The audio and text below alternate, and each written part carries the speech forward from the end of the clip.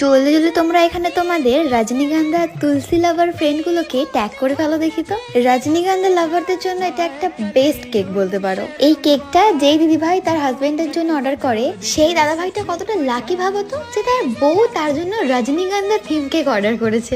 আমি কিন্তু বাবা এসব একদমই প্রমোট করতে চাইছি না, জাস্ট আমার কাছে অর্ডার এসেছিল তাই জন্য আমি এটা শেয়ার করলাম। By the way, hi, I am Sneha from Chandannagar, the home baker and owner of Wishme. যত ভাবি উল্টো পাল্টা জিনিস নিয়ে কিছু বলবো না, কিন্তু তারপরও মাঝে মাঝে ভেবে অবাক লেগে যায় যে কিছু কিছু মানুষের কতটা কাজ না থাকলে একটা কেকের পিছনে এক সপ্তাহ ধরে পড়ে থাকতে পারে। সেই যে ওই ব্লু করা বাচ্চার যে কেকটা, সেই দিদি ভাইয়ের হাজবেন্ড আবার আমাকে কল করে আজকে, করে লিটারালি থ্রেড নেয় যে এই ভিডিওটা পোস্ট করেছি, ওখানে ওনার বাচ্চাকে আমি এক্সপোজ করেছি।